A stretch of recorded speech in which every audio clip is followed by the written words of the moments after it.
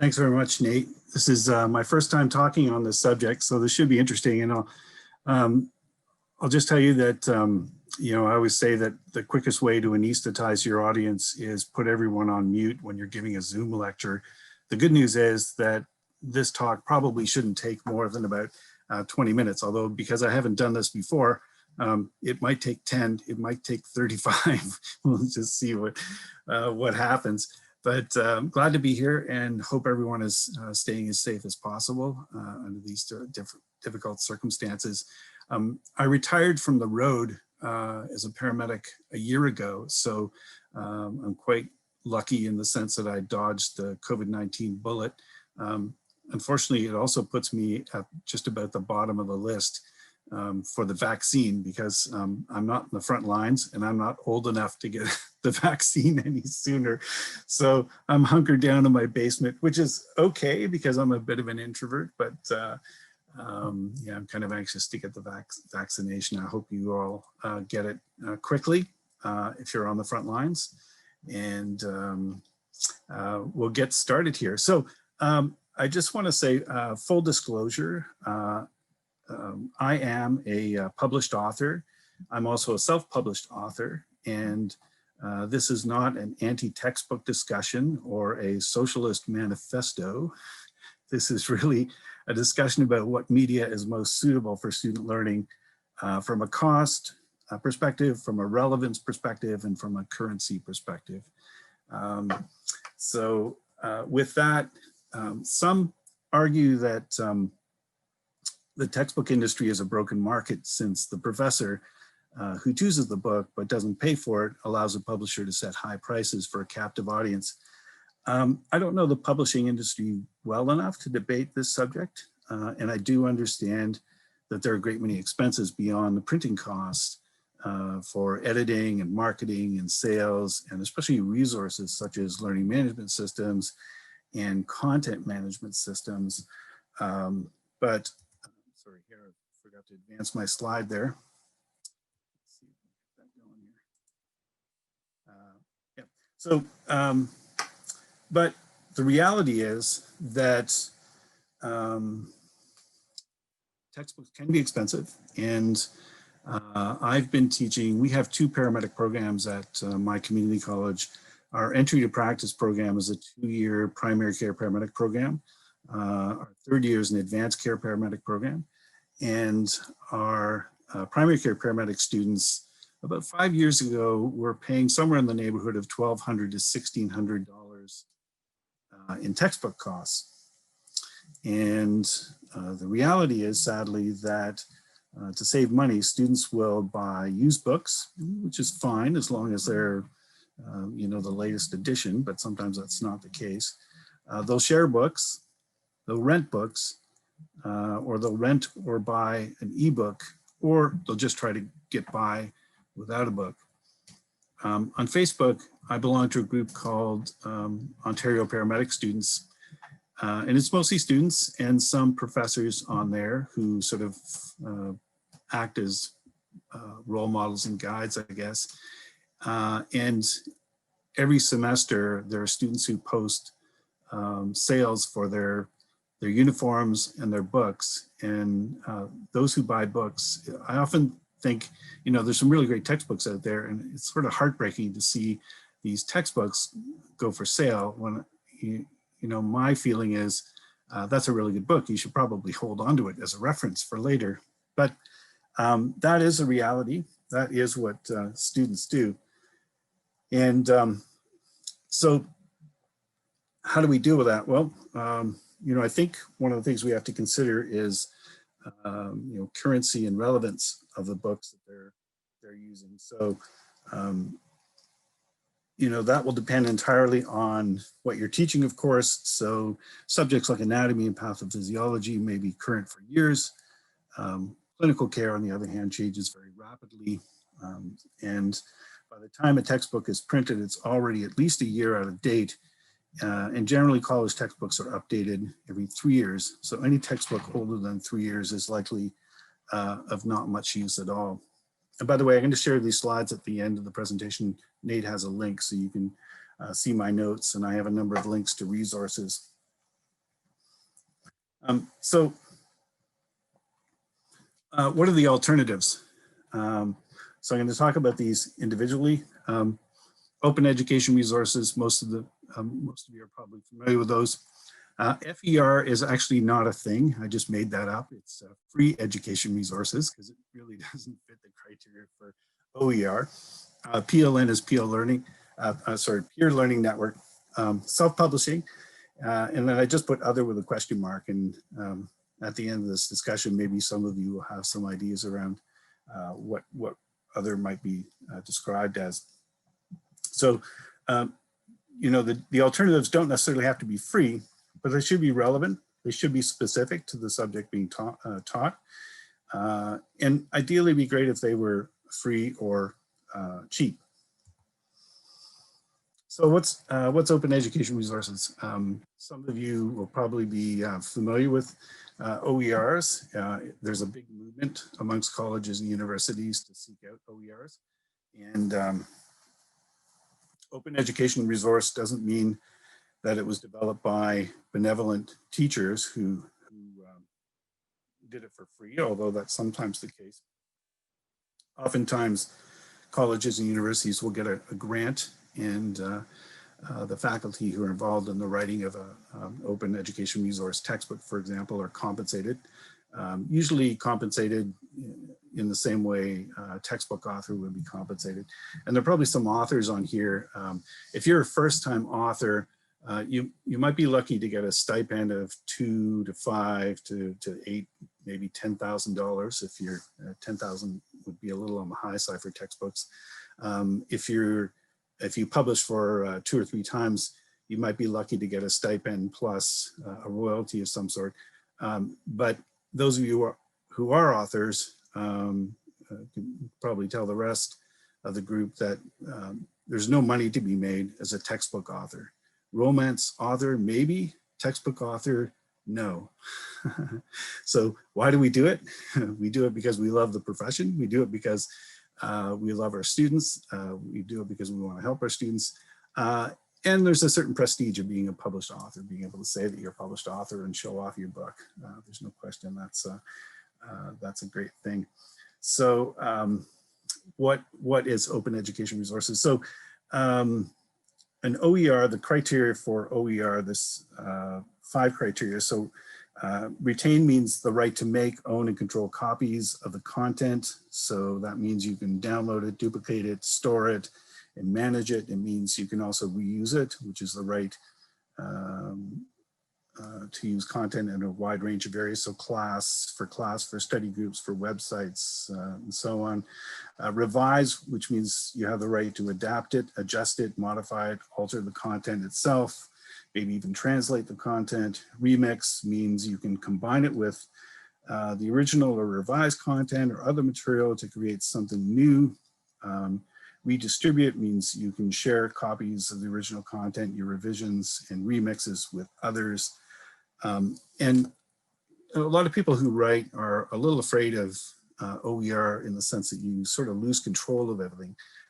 Your name may be attached to the original copy, but you know, there's a worry that if that's changed in such a way that doesn't reflect your own views, that can be a bit of a concern. I haven't been involved in the open education resources development, so I'm not intimately aware of how that works exactly, but these materials are distributed using Creative Commons licenses, and when you get a copy of the slides, there'll be some links to different resources on that, and I'll update those resources over time too. So if you get the link today, check it again in a few days or so, or even a month's time, and there'll be some additional links in there. So free education resources, I'm a big fan of. I've been doing this for my students for many, many years. And so we were using a textbook, a paramedic textbook, up until about 5 years ago. And I actually wrote a Canadian supplement to a paramedic textbook, and we stopped using it although the students can still get a copy of my book if they want to, but it's only recommended, it's not required. And we've done this with a number of textbooks, has made them recommended, not required, with some exceptions, like we have a separate anatomy book, anatomy and physiology, a separate pathophysiology book, a separate pharmacology book. But we were trying to reduce the cost burden on our students. And so what I started doing, because I've always been sharing my slides with students, but I started curating some shareable documents. You could do that with Google Docs or OneDrive or any other sort of cloud service that you want. And so I started curating these links, and these are links to reading and podcasts and videos and even reality TV show episodes, if you will, that students can go to for supplemental learning, and or not necessarily supplemental learning, but in some cases required learning. It could also be links to important documents like local or state protocols or provincial protocols. And depending on how, what sort of quality these links are, you might add an asterisk to them that are, that indicate that one is required while another one maybe is not. And so I've curated that year by year and eliminated articles that might have been out of date and added new articles that are more relevant. I try to keep the number of links limited so that, one page of links doesn't become 2 and then suddenly become 20 pages of links, which translates into thousands of pages of reading. You've got to be careful about that.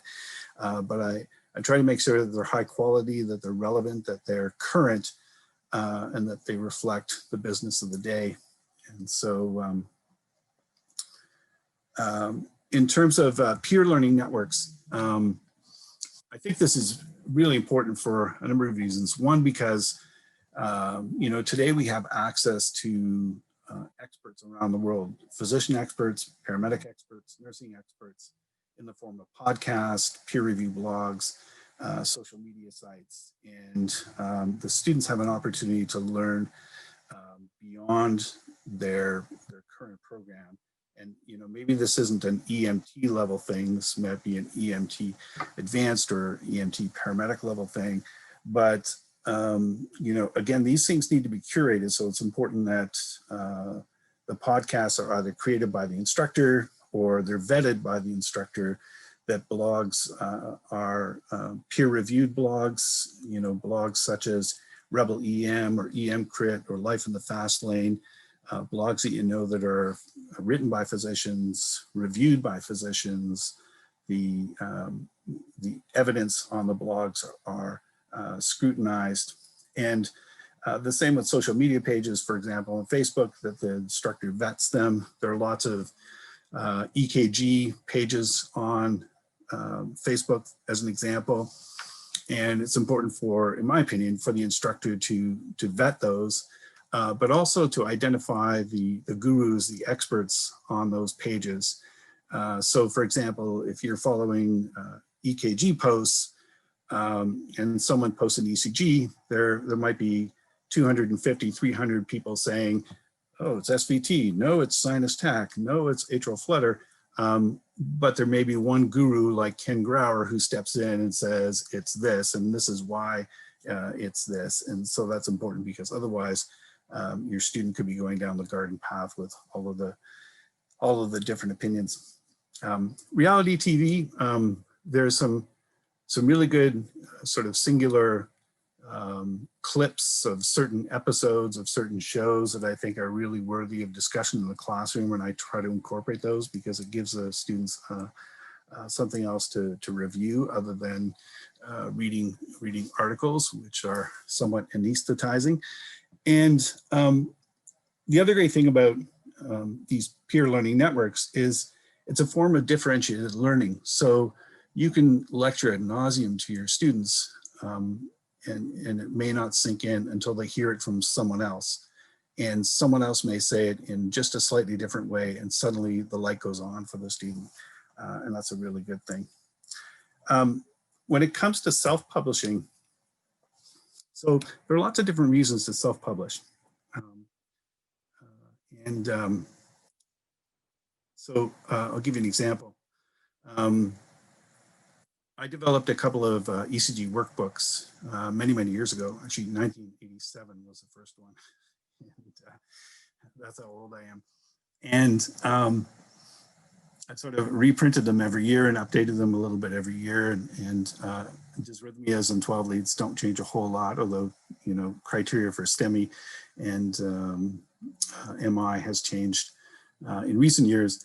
But I approached one of the publishers to say, you know, I'd like to publish these workbooks. And the response back I got was, of course, that's not the model we have here. We publish a textbook and then you create a workbook to go with it. Nobody publishes a workbook.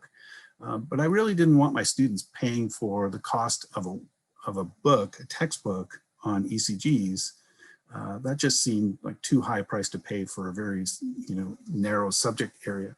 So I self-published my my ECG workbooks, and they're fairly popular in Canada and the US and some other countries. One of the good things about self-publishing too is one, you can make it very relevant for your students. You can make it very specific, and you have some control over costs. Now, you might self-publish and want to make a lot of money and just, you know, put the price up high. And there is a certain psychology around pricing where, you know, if a student sees a book that's, you know, $12 or less, they might think, oh, it's got to be a crappy book. So you got to be able to price it where they think it's fairly good quality, or it's cheap enough that, well, you know, what have I got to lose if it's only $12? And obviously you have the option of keeping it current. What I discovered through self-publishing is that I made a couple of errors. They weren't really major errors in the book, but I made a couple of errors the first time I self-published. So I took the book off the market and corrected the areas and put it back on. It basically was conversion of a big PDF file into, you know, the publisher's format. And it was off the market for 3 days and back on with a correction, and really no one was the wiser. So, you know, try to get a textbook publisher to do that. It's just never going to happen. Right?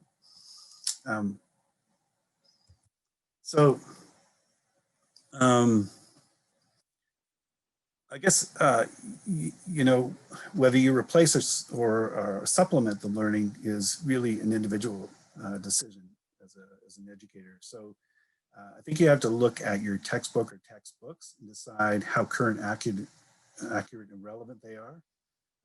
At the very least, I think digital supplements should be curated and made available to students.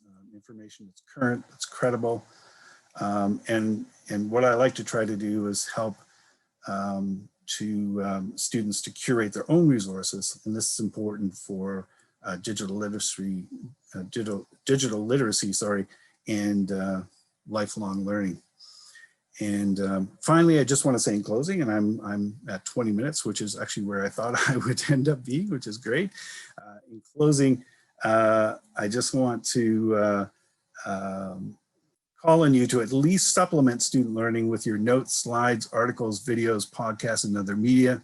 I would encourage educators to guide students towards digital literacy by showing them how to find credible information and curate it for themselves.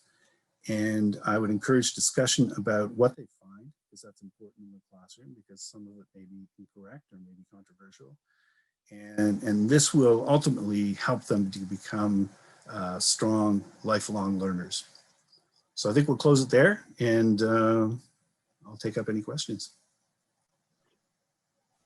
Awesome. Thank you so much, Rob. This is a really great jumping off point for some conversation. So if anyone has any experiences or thoughts or questions that you want to go ahead and submit, we would be happy to talk about those. One of them we have that you might be able to start talking about now is shortcomings of your textbook experience. So maybe some of the ways that you wish it could have been better, some of the things that you maybe would have improved if you could do it again.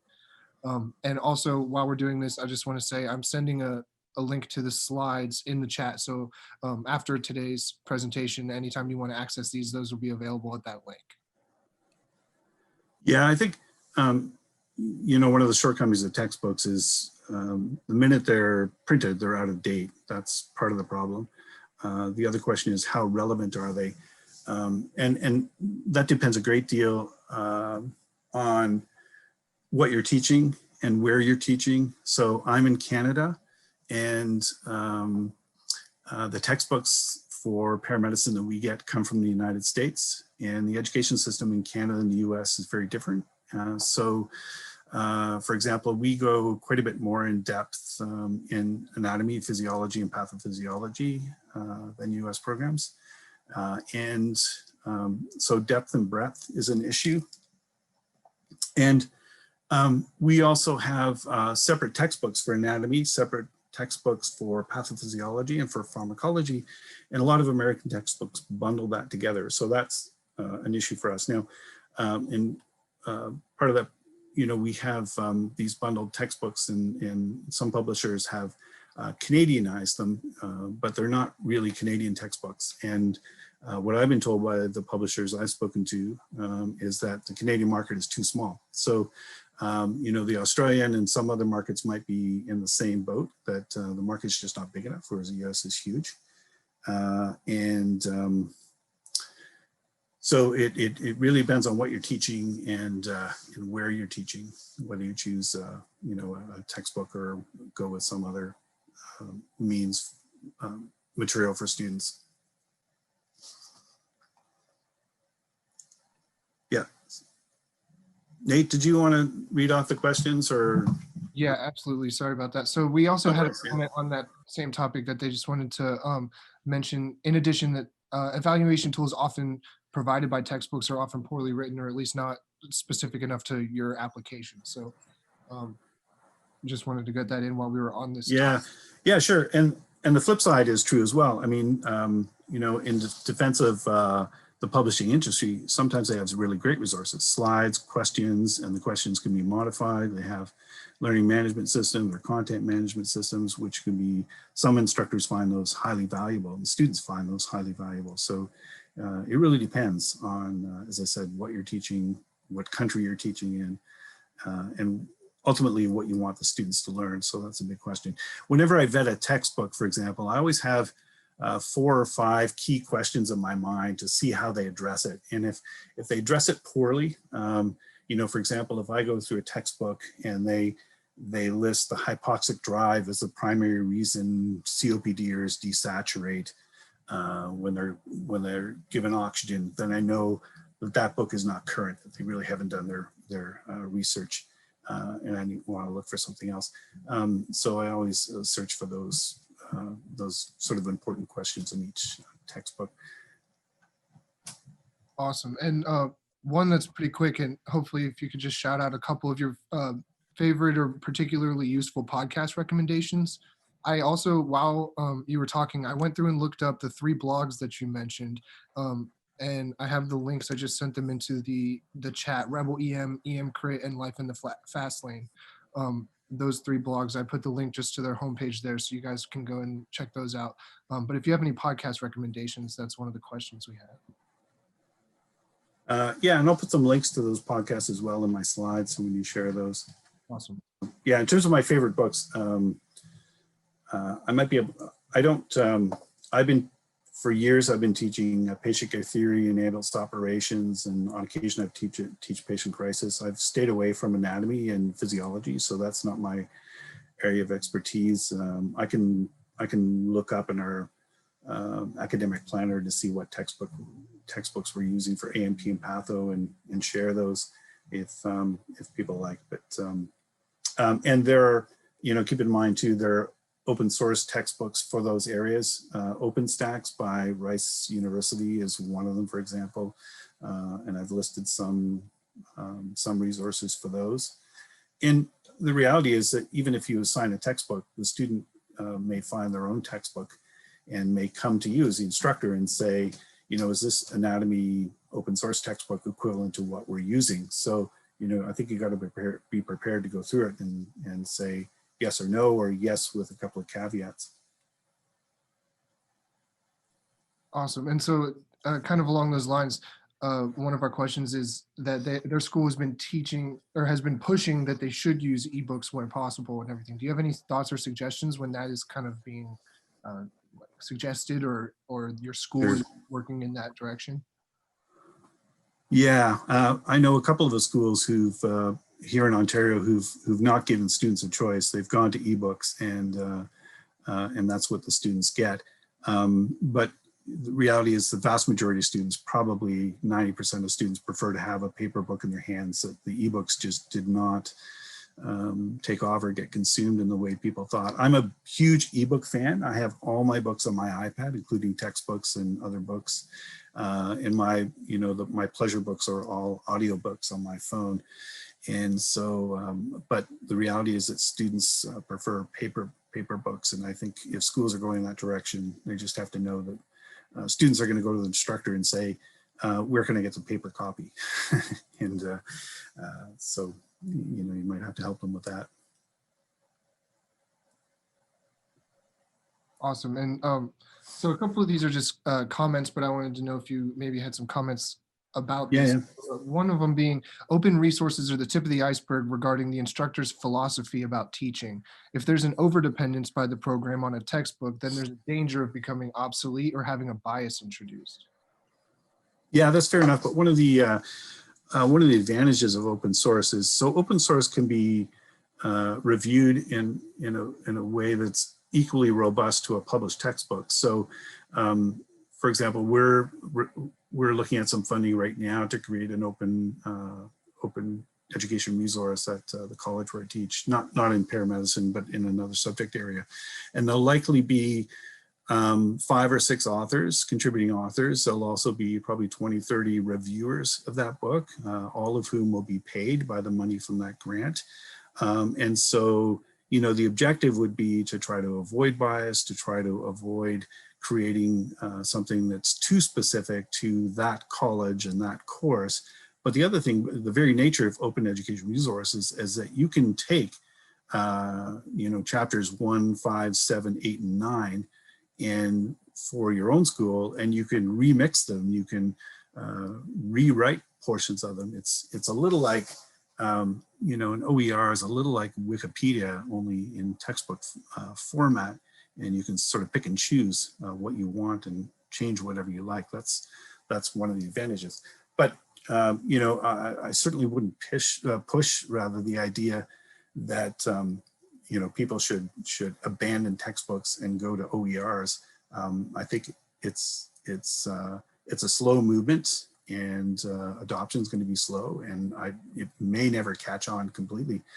So we just have to wait and see. Absolutely. And the same individual also added that when published materials are used in conjunction with other well-vetted resources, it helps promote more critical thinking and reasoning, and that they think it's important for students to see multiple views of the same subject. Yeah, I would completely agree with that. And I think there's some exceptionally written textbooks and probably some authors here on the call. And I think, we call that differentiated learning. So you read it from one source and you read it from another source, and the textbook is a good sort of anchor or foundation. And depending on the program you're in, a textbook may not be ideal for any of the courses, or may be ideal for some of the courses. So it's really just a blend. I think, I guess my take-home message to other educators would be, and I'm no authority as an educator over any of the other educators on this call, but my take-home message would be sort of keep an open mind about cost, about currency, about relevance, and a good blend of learning resources is important. So maybe that's 2 or 3 textbooks, plus some open education resources, plus some free education resources, FER, which is not a thing. I just made that up, as I mentioned. So it's really a blend. Wonderful. And so this individual has had an issue with explaining a particular concept to a single individual in one of their EMR classes. Luckily, there was another person there who was able to reach them, but they had a question about how they can become better at reaching all of their students, whether maybe that has something to do with the conversation we were just having about showing the multiple angles of the same subject or something along those lines. I don't know if you have a comment on that. Yeah, that's the Holy Grail. That's the Philosopher's Stone. That's the the alchemist who converts lead into gold question. I don't know that there's any one good answer that other than differentiated learning. So, this is why I think curating some additional resources in a particular course is helpful. But at the same time, we don't want to overwhelm students with outside reading resources. But to that person's question and point, if you can explain it some way, and another educator, maybe a guest speaker or an article, can explain it in a slightly different way, sometimes that's all it takes for the student to experience an epiphany. Nothing more exciting than the students who have epiphanies. And when I first started teaching, I was always a little heartbroken when I taught something and then someone else taught it, like a guest speaker, and the students would go, "Oh, this makes so much sense." And I felt, well, what did I do wrong? That they didn't understand. But it's really nothing to do with anything you did wrong. It's really hearing it from different sources. Sometimes all it takes.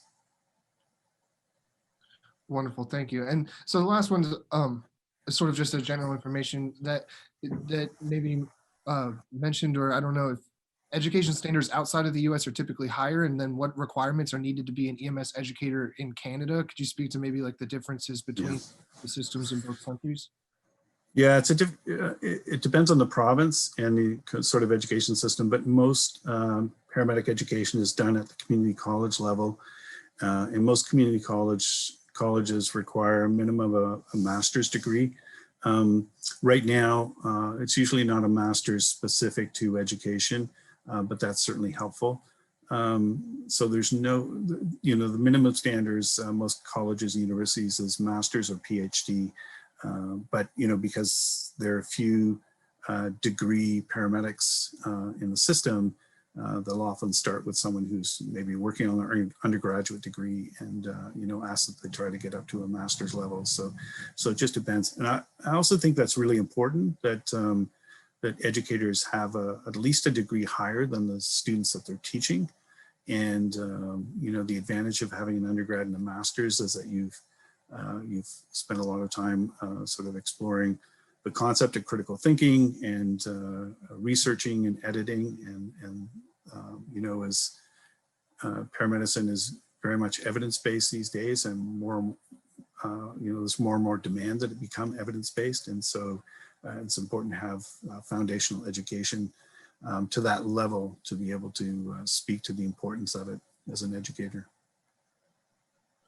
Wonderful. Thank you, sir. So far, I believe that we have addressed pretty much every question that we're able to take care of here. If anyone else has last minute questions, comments, experiences you want to share, something you want to send in, we'd be happy to discuss those. I just want to let everyone know that's in attendance. I did send a link in the chat to both the slides, which will have information that we discussed today, and links and recommendations and stuff from all the things that we've talked about, but also contact information. And as you can see on the screen right now, you can reach out to Rob at EdTechMedic on social media if you guys want to have a further dialogue about this or talk about any of the really exciting things that Rob's working on as far as VR and EMS and integrating some of these new technologies into education. Some really interesting stuff. So if all that stuff will be available to you in the slides and also in the follow-up email. So if you have any questions or anything like that, I'm sure you can go ahead and reach out to Rob. Do you have anything else that you wanted to talk about before we get going? No, but thanks very much for having me, and I enjoyed speaking on this subject for the first time.